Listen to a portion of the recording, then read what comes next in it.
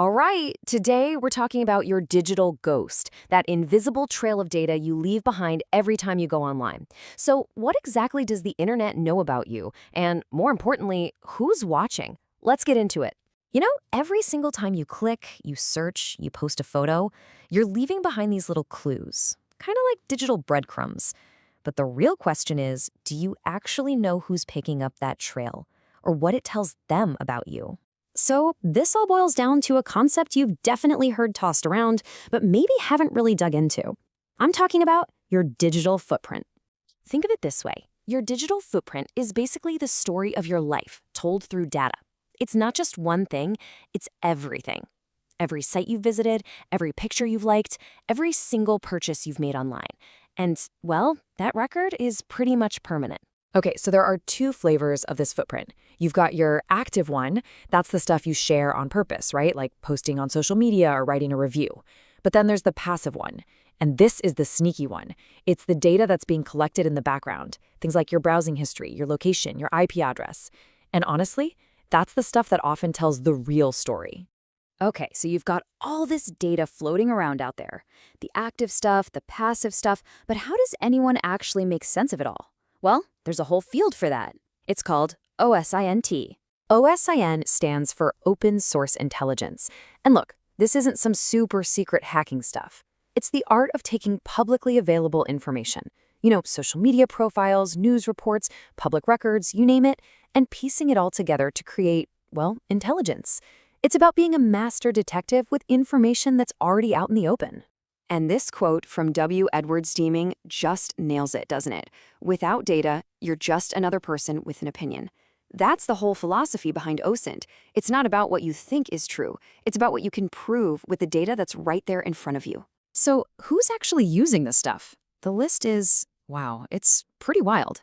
And it really runs the gamut. You have the good guys, journalists like the ones at Bellinghat digging for truth, and cybersecurity pros hunting for weaknesses before the bad guys do.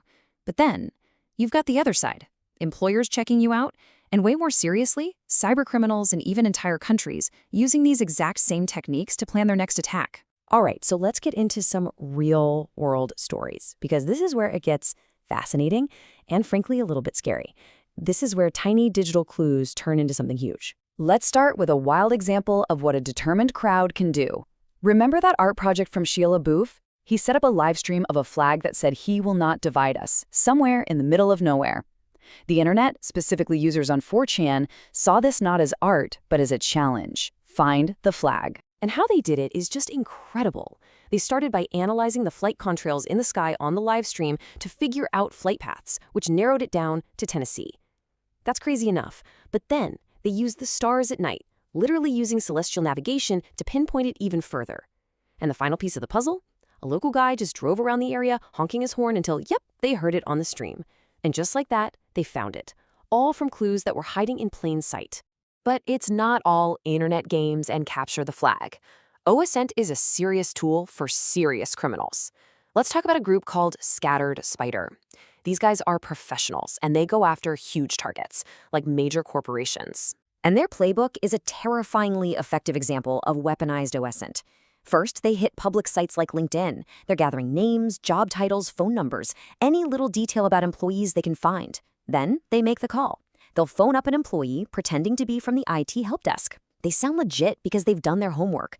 And from there, they use that trust to trick people into giving up their login info, bypassing security like MFA, and ultimately deploying ransomware that holds the entire company hostage for millions.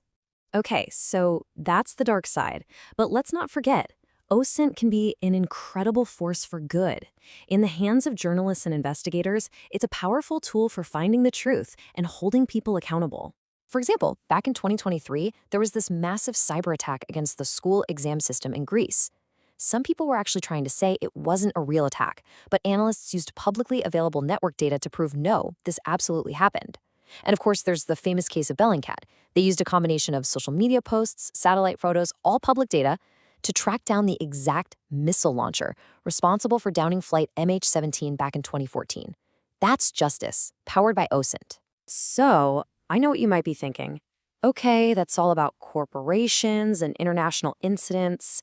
What does it have to do with me? Well, the thing is, the exact same techniques are being used on your own personal data every single day. So who's looking? Well, a whole bunch of people. Your potential boss wants to see if you're a good fit. Advertisers obviously want to sell you stuff.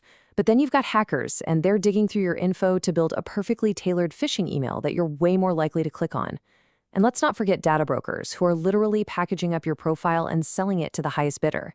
At the end of the day, you are the product.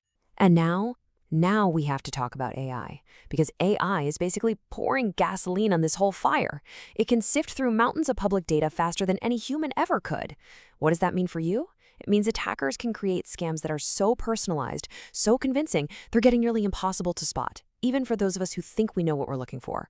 Look, I know this all sounds pretty grim. It's easy to feel like you have no control. But you're not powerless here, not at all.